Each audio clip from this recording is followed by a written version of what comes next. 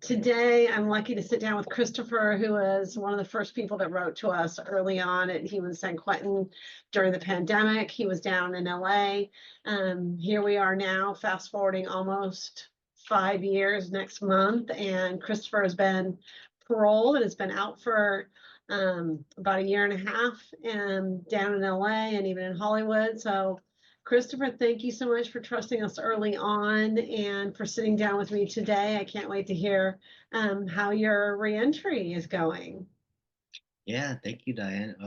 And I just want to express my gratitude as well because when I first heard about Humans of San Quentin, it's like, wow, here's a platform that I wrote a poem and you submit it, and like just or any words of encouragement, and I had that opportunity to do that, but also the communication with you and the staff at Humans. Of San Quentin, it just gave me that like morale boost, and it showed a lot of care and love that y'all sent my way. So I just want to say thank you first and foremost. Thank you for this opportunity of talking to you and finally meeting you, and even though it's over Zoom, but yeah.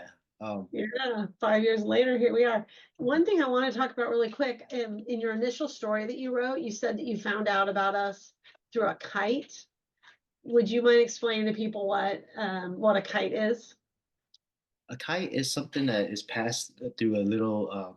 It's just on a piece of paper. It's like a letter, but when you're inside it, people pass kites. That's what it says. It's like rolled up and it was passed. Um, and so I heard about Humans of San Quentin through my friend Yuk. He told me great things about the organization, and he said just write to them. And so that's what I did. I reached out to you, Diane, and yeah, and I submitted a poem, um, and and here we are today, 5 years later. Yeah, hopefully people will go on our website and see we have a great picture of you and a couple of your buddies. And I think it's some kind of graduation you had inside, right? Yeah, that was Defy Ventures. We graduated out of Defy Ventures graduation. Yeah. Mhm. You've been out how many months now? Uh, so June, a year and a half, June of 2023, Oh my gosh. Well, congrats. And how long were you inside? 20 years. Oh my gosh. And you were all up and down California, I presume. No, currently right now I'm living in LA.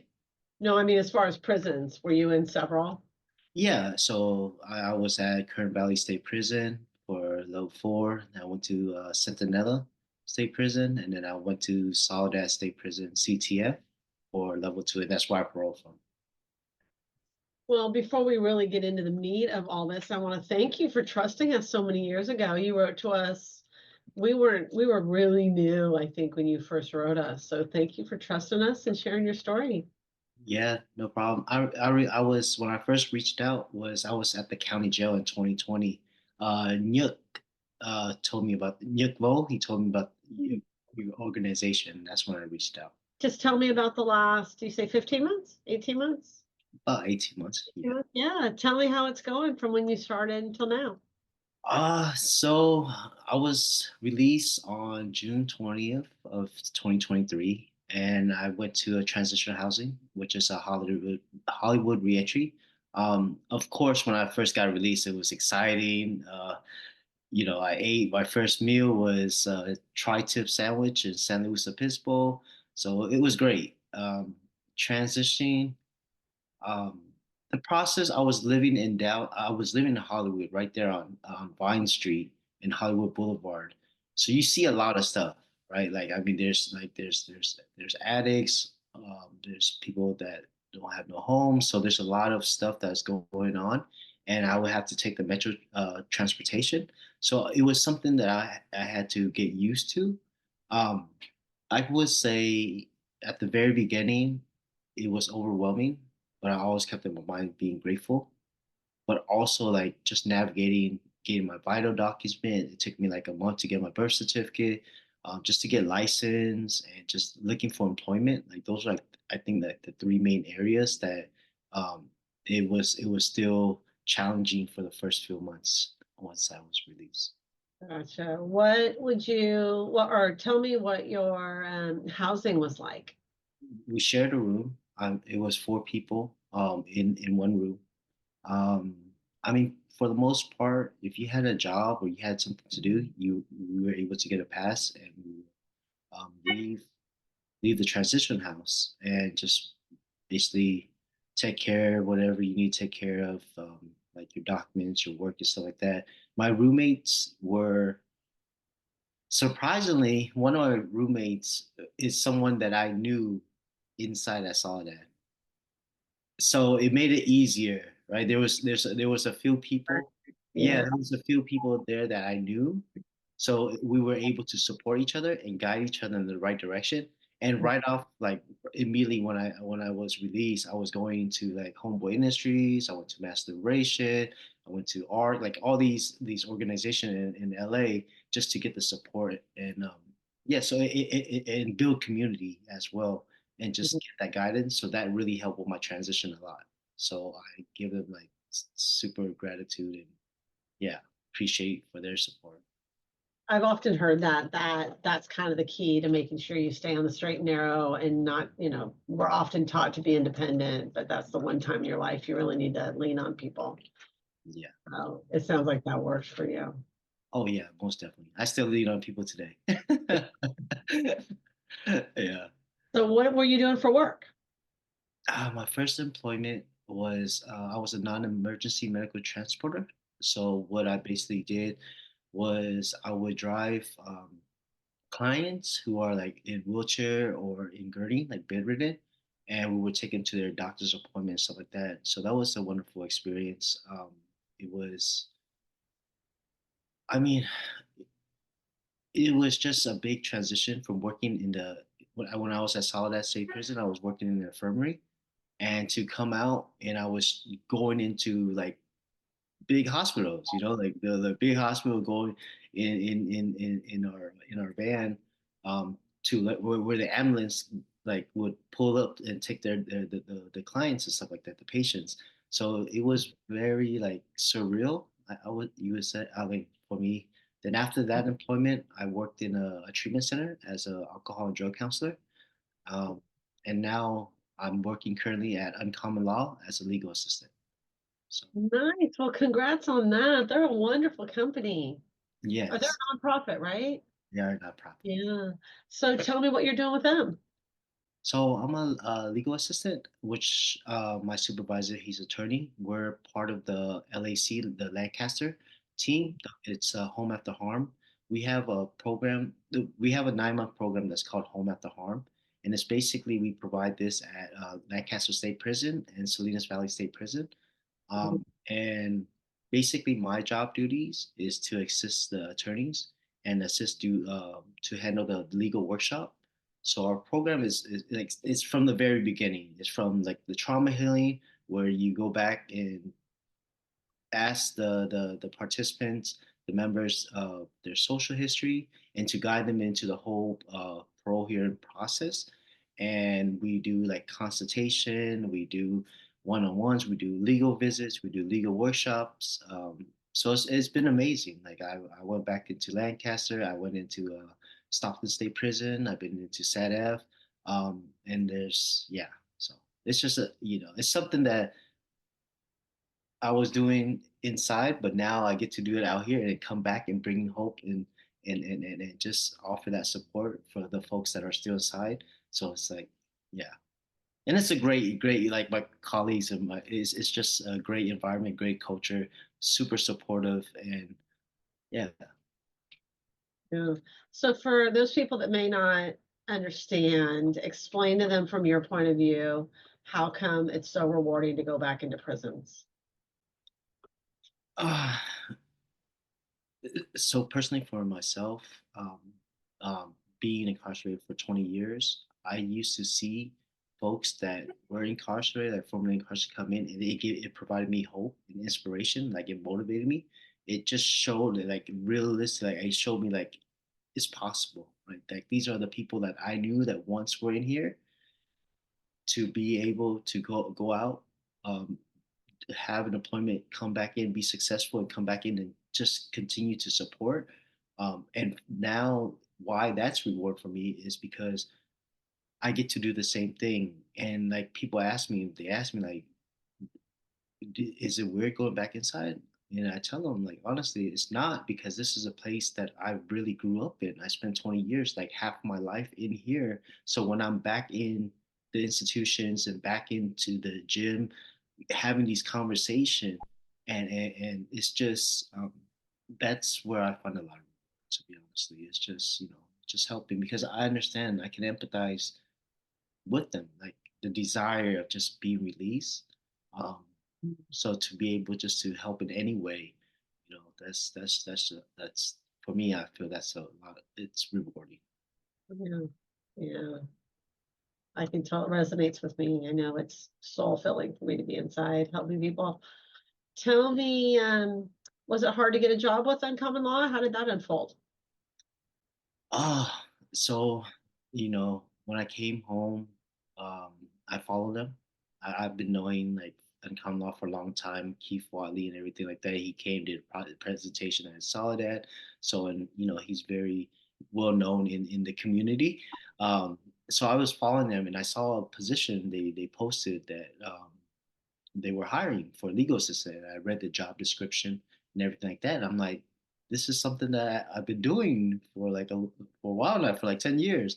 And so I submitted my right away immediately. I submitted my cover letter, submitted my resume, uh, went to 2 rounds of interviews and an assignment. So there's assignment like to see if you can do the actual duties. um, so I went through all three, and then I was offered a offer letter, and I accepted, and it's been 9 months. Nice. And is that your only job now? Is that Huh? full time? That's full time. Yes, yes, yes. And then I would say this on the other point, why it's rewarding. Going back inside, like not too long ago, like a month or 2 months ago, right? Um, I was talking to one of the participants, and he's LWAP, but his attitude and his perspective of life was so positive, right? And like sometimes going back inside, it's a fresh reminder because out here in society there's so much distraction and things can go on, like happening, like it can really like get you, like for me it can get me like be negative or like look at things like like complaining. But when I go back inside and I see like the folks in there having such positive attitude in their circumstance, right? Like here he is, he has LWAP, and but he's still positive, still like I'm a 10. How are you doing today? 10, 10. Like like it's like wow, okay, that's great. So that's another reward I get when I go back inside. Yeah. And for people that may not know what LWAP is, explain that. Life without the possibility of parole. And you were one, right? No, I had 50 years to life. Oh, gotcha. But you were young. So I thought part of LWAP you could, if you committed your crime under the age of 25, Mhm. I guess that's a YOP. I'm thinking of YOPs. Yeah, that's useful offender, but if you're under 18, you would go to your if you were 18 and got life without the possible parole, you Mhm. would go to your parole board on your 25th year. Yeah, yeah, that makes sense. Wait. So what would you say has been the hardest thing in the last 18 months? Uh, the hardest thing is the relationships, just from friendships, family, and stuff like that. Like for me, my like I'm the only child, and my mom lives in Houston, Texas, and so just the challenge of navigating to go visit her, um, asking for requests, travel requests to go visit, or like it's just time apart because for so long, like that was one of my thing. Like when I go home, I just want to spend time with my family, my friends, like be very supportive, like and just spend time together. But what I found is that with job, with your work and everything like that, it's hard to um, manage this time and contact. Like there's like friends that I still haven't seen. It's just because we have different schedule or the distance of where we live, or it's just things come up. And I think that has been very challenging because as much as I want to be in part of loved ones' lives, it's just it's hard to be in everybody's life right now. So that's been very challenging. Mm. Yeah, I can imagine it's something you craved for so long as well. So you've got that layer on it and missing people. And yeah, I often hear from people that it's hard to get in a relationship too, right? An intimate relationship with somebody that can be difficult. Um, because you're, like you said, you're trying to just simply come up with your birth certificate and a social security card and then put a roof over your head and see your regular family. So Yeah. yeah, it's a lot. It's a lot on your plate all at once. Um, One thing I always find curious is what was one of the biggest changes that you saw in society after being inside for 20 years? I mean, I think it could be an obvious one for everybody. I think I feel like technology is one definitely, but to be more something like a big change, um, that's a good question. Um, Wonder about food even, there's so many food sensitivities now and gluten and choices in the grocery store. Like that wasn't happening 20 years ago, right? it wasn't, and there's a lot of fusion with the food. The food is good and stuff like that. So that's definitely a big change from what I was. What about the speed of which things are happening out here? that that so that's the I would say that's the biggest change. Like real like life like so the biggest change for me was inside when I was inside, time is different. Like what I mean by that is like 1 month would seem nothing. Like 3 months is like nothing in there. Like because it's so repetitive. Like we do the same thing every day that it's not the same. But when I came out here, the time is different because within 1 week, within 1 day, you can accomplish so much, or so many things can happen in that 1 day. Now, and it made me think about like um, my family, my ex partner, everything like that. When I used to tell them like my court date, we had to postpone, and they used to get frustrated, and it was like 90 days, and I didn't realize it at that time, but now I realize like the time out here is so much different, like than what I remember. Right? It's like when I was younger, it's like oh, time didn't really count, but now I see it like 1 day we can so much can happen in 1 day. So I think that's the biggest difference. Mhm. That it's so hits the nail on the head with so much that happens in there. So we'll often plan events. We've got a resource fair coming up that we're helping generate. And the guys are like, oh, it might be moved to this day. It might be moved to this day. It's like, gosh, what we've done to make that date work and to wait that much longer. Like it's so frustrating. But in there, it seems like dates get moved around a lot. Like there's not, it's definitely a time warp, I feel like when you're inside. And definitely, and I see now, I can see like the back end of how, because working with uncommon law, I see the struggle of organization and the coordination of just to host an event. And if you go in and there was a lockdown, it's like, oh man, I did all this stuff, and we couldn't even go in today. It's like, oh, so yeah.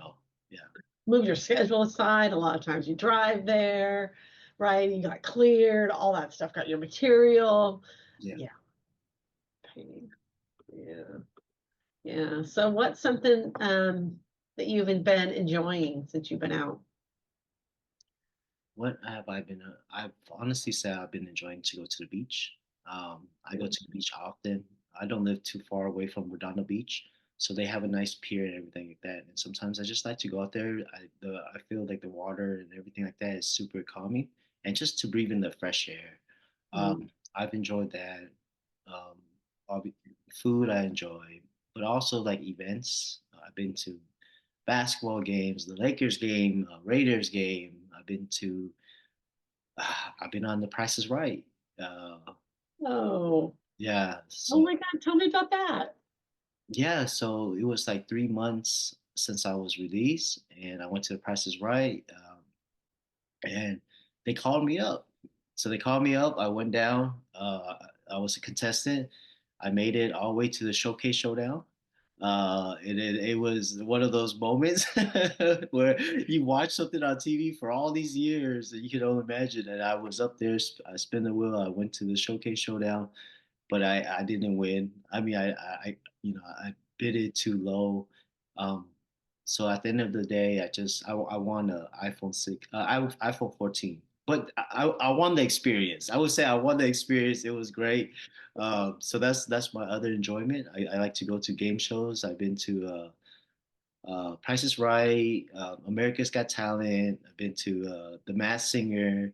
So yeah, just You're making up for lost time for sure. yeah, the bucket list. But uh, it's that, and you've got to wait in line for it, right? Don't you have to go early that day and wait outside? Or how does that work? you do, but there's a website that you can get free tickets, Mm. and you get free tickets called On Camera Audience, and you just go in there. They give you free tickets, and you go down there, wait. It is a few hours, or sometimes like it could be all day, like 6 to 8 hours. Um, Yeah. but like for me, that's what I've been enjoying, like really experience stuff that I wanted to do for so long. It's Mhm. just like, and now having that opportunity is just, and that's the beauty of freedom, right? It's like we have that opportunity to really experience what life has to offer. Um, so yeah, and I'm making the best of it. Yeah, it sounds like it's so fun. Living in LA for you, for sure. What about like triggers? Are there any, like I'm assuming you did a lot of programming inside prison into groups that, try to help you here or there. Have you had to utilize any of those since you've been out? Oh, yeah, most definitely. Um, yeah, for one, having patience, right? Like sometimes, like things, like I can give, what is the prime example? Oh, getting my birth certificate, prime example, right? I would go down there. Um, I went down to DMV. I asked them, like, because I used to have a driver's license, and I went down there just waiting all day at the DMV for a few hours, and for them to say, no, you have to come back, you need your birth certificate. Those are triggering moments because I wanted, I want to, I feel like I'm getting be held behind and not being able to, like, it's like I feel like I have no control of this, and it's like it's making me frustrated, and I'm like, no, I want this now, but I understand that everything out here is a process, right? So then it was able, like, of course, I'm gonna take a deep breath and just reshift my thought process about that, and really think about, look, on the bright side, I'm home. I just have to have a little patience, and I just go do something else. Or even um, I got in a car accident. Somebody rear-ended my car, and the driver of that car took full liability, took full responsibility, and everything like that. But now I have to deal with the insurance company because I paid out of my pocket to have it fixed for the auto body and everything like that. But it's been like 6 months, and I still haven't got no check or anything of to get reimbursed. So that is frustrating, right? It's like dealing with the insurance company, and those like are triggers. It's like, like, it's like it just. But at the end of the day, like I remind myself, use my coping skills. I remind myself, like, look, continue to have patience. I'm free. It's gratitude. Like, it will happen, or just be more proactive and just call them. But don't do nothing, you know, Yeah, rational. no Don't get call. to a valid state. Yeah, yeah. I think the insurance companies are in prison time. Yeah, yeah, yeah. Seriously, yeah. They're on their own time. Months and years can go by. Yeah. And it could be frustrating because you're dealing with an agent, like somebody that's there, that they don't like, answers your email or your phone calls. Like I left a lot of emails, phone calls, but I never get no response. So that's like, like I feel like ignored now. It's like you're a company that you're supposed to treat, your the customers and everything properly, but they're not doing it. So it's like, oh, but at the end of the day, it's okay. I, at the end of the day, I'm still fine. I, c- you know, I can be able to walk, nothing bad. I didn't get injured. So it's just shifting my thought process around that. Yeah, exactly. Gratitude, like you said, remember. Yeah, Yeah, yeah. yeah, So exactly.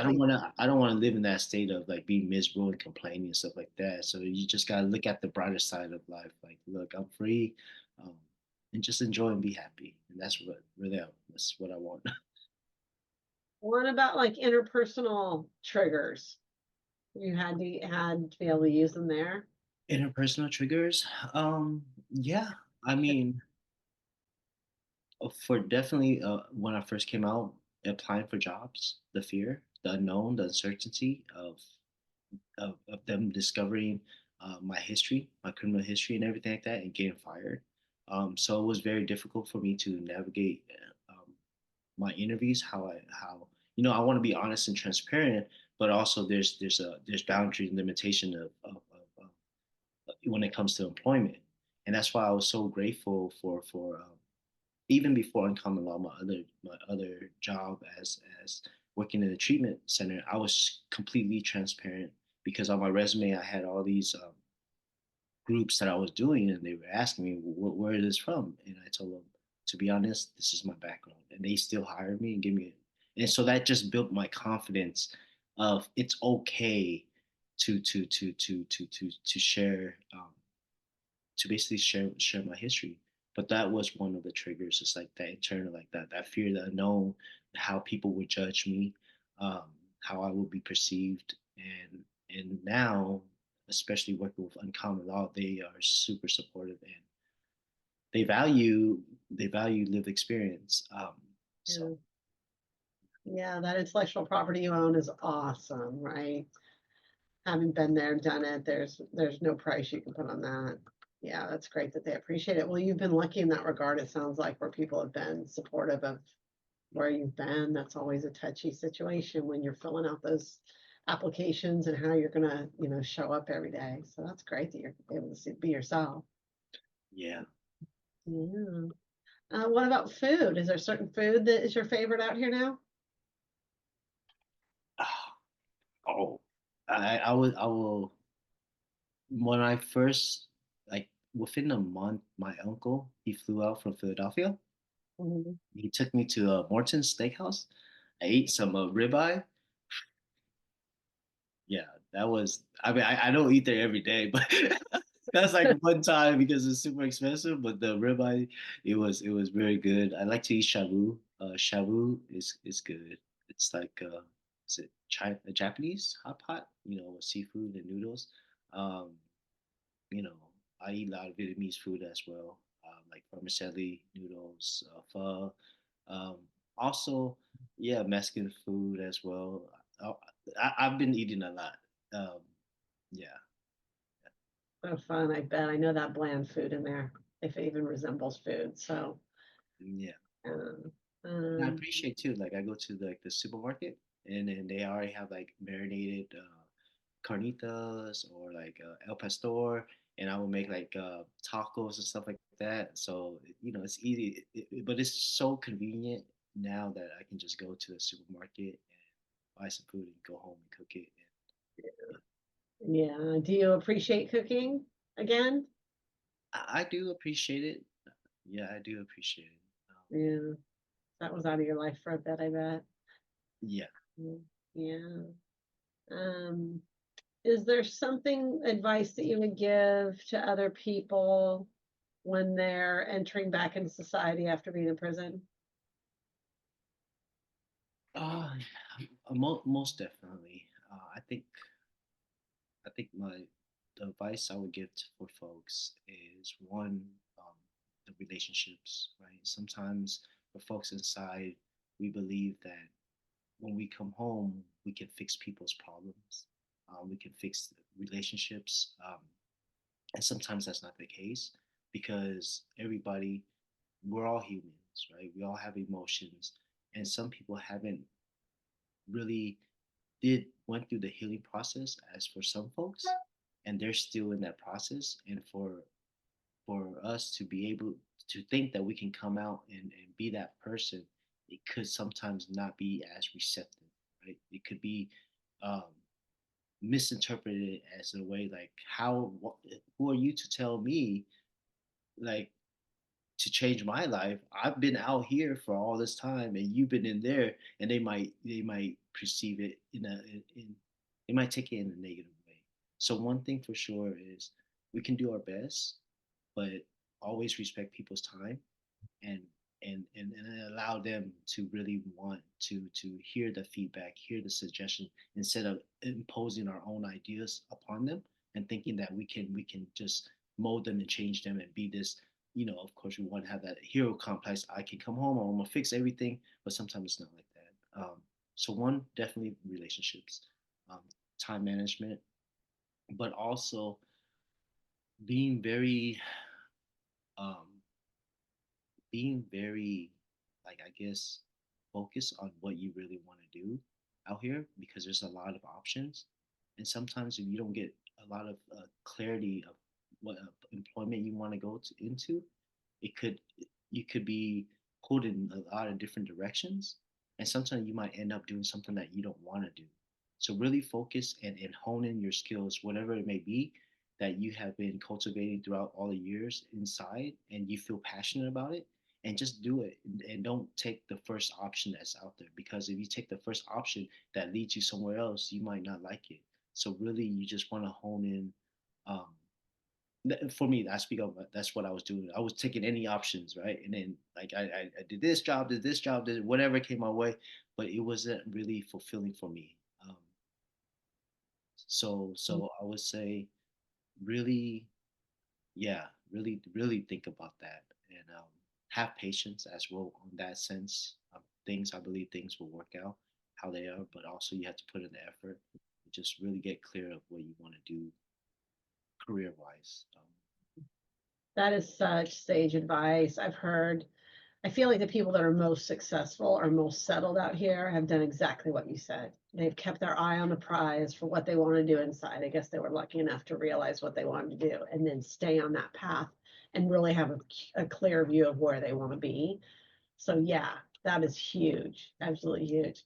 Do you have any goals from here? Do I have any goals? Like, how do you want your life to look like in the next, say, 18 months? Oh, 18 months. So my biggest goal right now, I definitely want to discharge parole. So my next uh, my 2-year review will be in June. So hopefully I'll discharge. And why I say that, when I discharge, my goal is to get my passport and travel to Vietnam. I've never been to Vietnam, and I just want to go there just to experience the culture and everything like that. Go back to my families, where they used to live, the city that they lived in, and just experience it. So that's one goal, as to just self care, just vacation and stuff like that. Um, my other goal is be in a relationship, eventually have a family, um, and then have a house, and just be very like stable financially. I believe like it's and that goes into the advice too. Sometimes I've met a lot of folks that come home that they want things right away, but it's the reality is things are expensive out here, and we really have to practice patience, because it's tough. It can get really tough and discouraging and challenging, because we want things like right away, right? And we want to be, or we compare to, this person came out in this much amount, but look at where that person's at.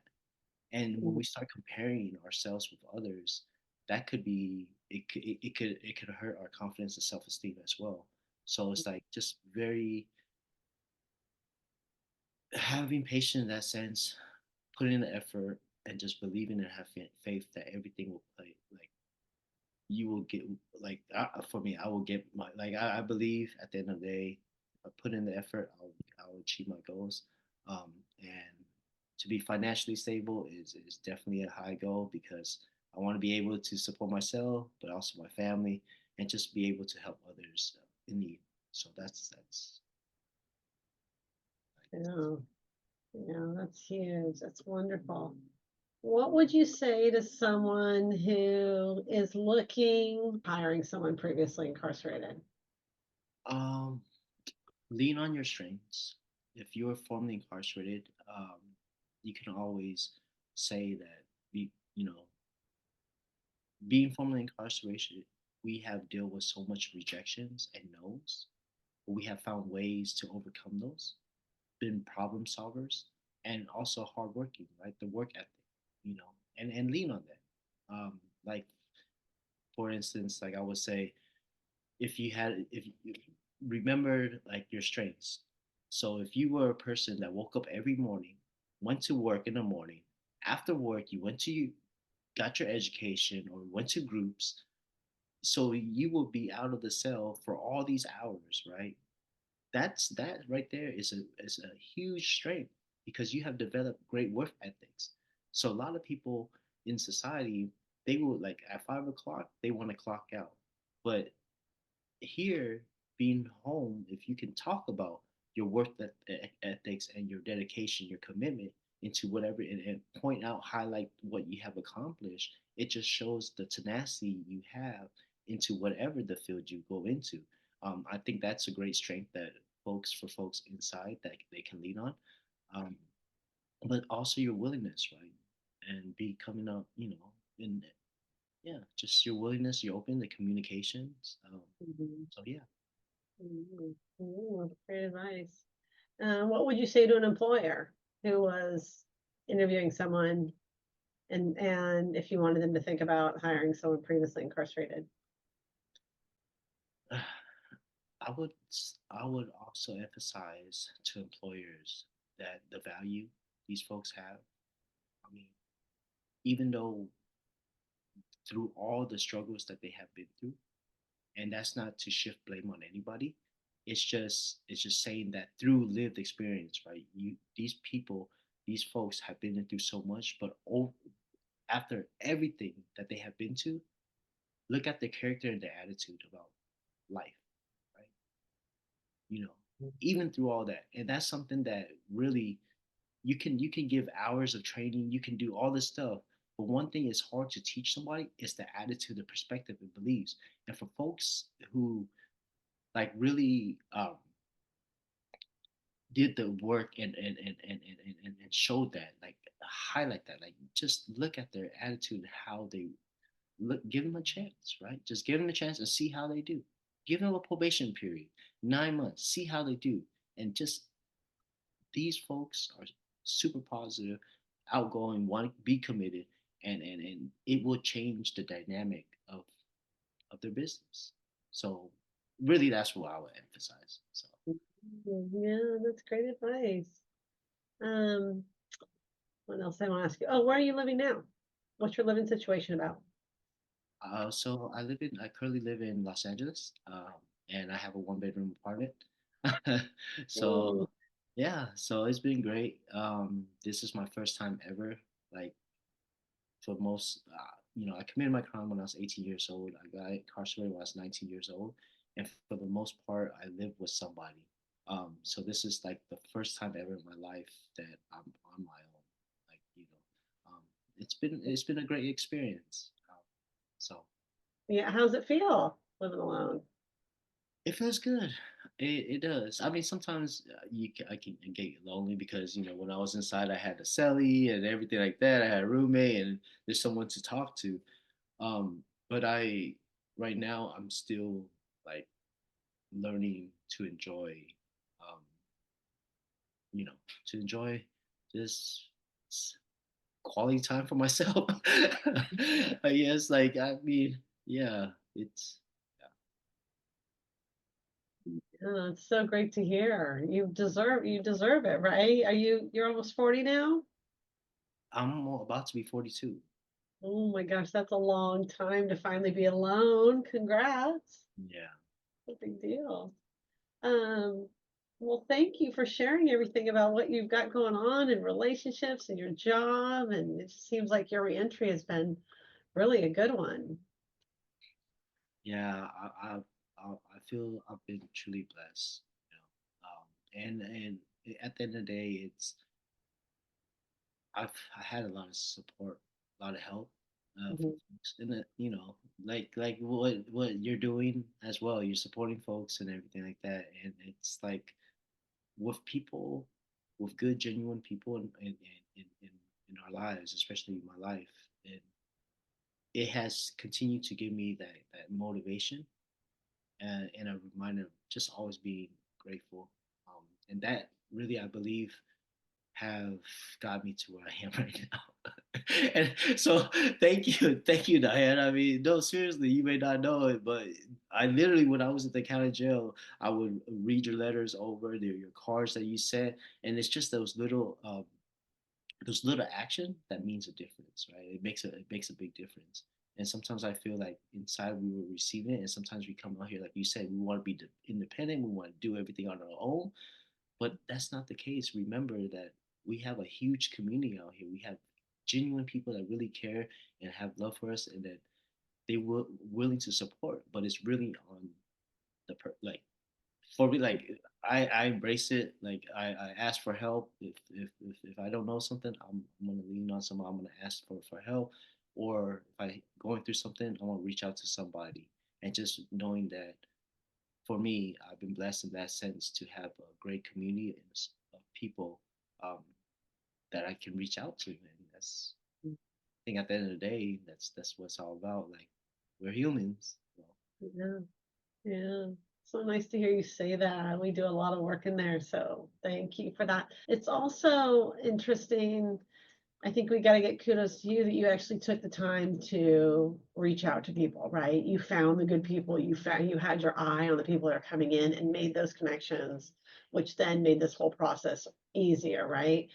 And also, I think in California, we do a good job, like a few other states where there's actually programs that are able to go in there. I mean, as you know, there's plenty of states and plenty of prisons where no one comes inside. So when you come out, you're at such a detriment to yourself. So yeah, yeah, it's so great to know that you're leading all of that and have all that support. Is there anything else you want to add or anything I didn't ask? Oh yeah, most definitely. For one, I would name Crop Organization. When I came home, I applied for their 1 year program, and it's basically taught me a lot within technology. I know some of us may have difficulties learning how to navigate technologies from laptops to your Google Suites to your phone. And with Crop Organization, they provided um, daily lessons. Like I learned so much from them that they're one of the through their program was one of the reasons how I got hired for my current position right now is because I was able to navigate through the Google Suites, how to upload to Google Drive. So there was so much. So yeah, thank you so much to Crop, and it's for just building community. Um, API Rise has been tremendous help and supporter for myself, and also spiritually a testimony ministry as well. And I name these organizations because for any folks that are coming home, there's so many organizations, whatever county that you're involved in, just accept their help and be involved, and you will definitely meet great people that will support you in your success in reentry. Nice. So tell us what CROP and API stand for, if you know. Yeah.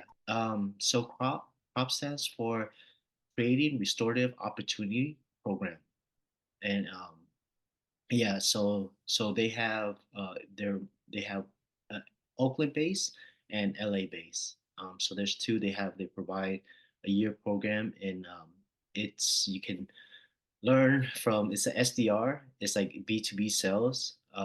It's like a whole program. I mean, for any folks that are really interested in it, you can go on their website or ask your family and loved ones to print out their information. But I believe what they offer is so valuable because they do offer transition. They also give you a stipend, and they teach you from financial literacy to computer literacy, and just really invest their time into your success. Um, That's so huge, so huge. Like you said, Google Suites and just learning things that you wouldn't get otherwise without hands-on, right? That so many of us have just learned over time. So that's awesome. And then did you tell me what API stood for? I didn't. It's a Okay. Islander, Asia Pacific Islander. Okay. That's what it's for. And Yeah. what do they do for you again? So it's another support network, uh, community building. We do we we do a lot of events. Uh, so we do from community outreach to helping feed the needy, like the homeless and everything like that. But also just having another community of group of people who understands my current situation and who has also went through that process. So there's folks that haven't gone through the process, and then there's our folks that have gone through the process. But really, like for me, I had a case manager, a coach that picked me up. I needed a ride to go to an appointment. They were there to support me. I needed any like vouchers for clothing. They were able to support it. Like it was just that they they offered that kind of support where there's transportation, whether it be classes or just resources and connections to other organization, and they will help. They have people that will help you in that direction so that you're not like going off and learning everything by yourself, right? And I Mm. think that's one of the key for folks who's coming home is being able to ask for help and embrace it. And yeah. That's like deep grassroots, everyday support that you couldn't, you talk about clothing and things like that. And it's just huge that there's someone there that can help you with all those things that would be so hard to do otherwise. Oh, Yeah. yeah, most definitely. Yeah, I'd just like to share. I had the opportunity um, with Uncommon Law. We traveled to Montgomery, Alabama.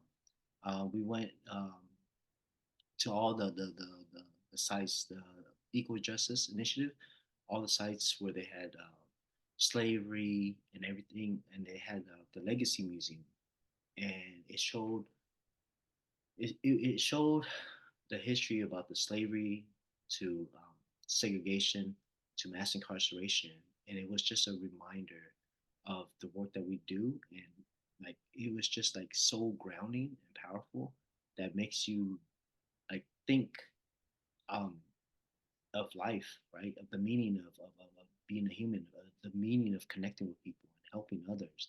And why I'm sharing this with you is like what you said, like other states in Alabama, it's tough. Like people are getting life without prison um, for like non-violent cases, like for drug cases, and it's sad, And they don't like their parole system is not like they go in front and talk to a commissioner or anything like that. They just submit paperwork and they just get reviewed.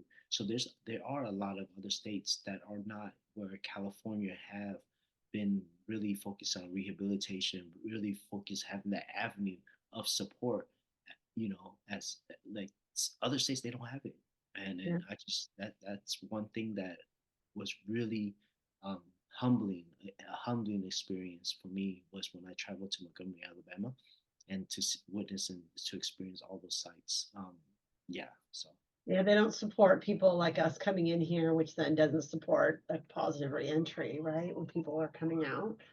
And it takes quite a bit. I mean, it's hard to get back into prison. It's hard to do the work that we're doing.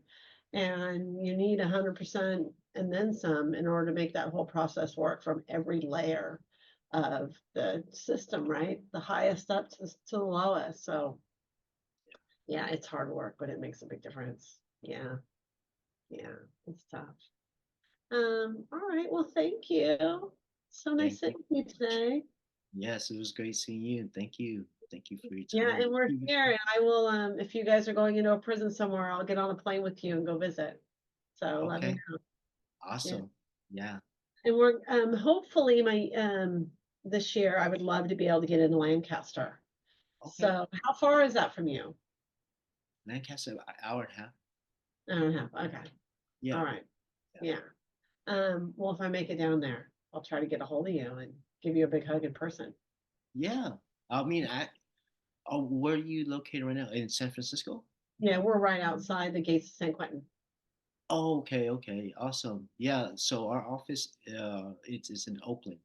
Oh, And that's right. so I'll be traveling. I'm actually going to Oakland tomorrow, and then we're hosting a lifer school. Oh, It's the annual lifer school, which basically breaks down the whole parole process. and so Hmm. we're always hosting events and stuff like that. So one of these days, I'll email you and give you an update of what's going on, and maybe you can attend one of the events or. Yeah. Yeah, that'd be fun. I know I've only heard so many good things about Uncommon Law, but I haven't been to the office or anything, so I'd love that. Yeah, let me know. Yeah. That'd be great. All right. Well, thank you, Christopher. All right, thank you so much. Great seeing Okay. you. Take care. All right. Same to you. Bye.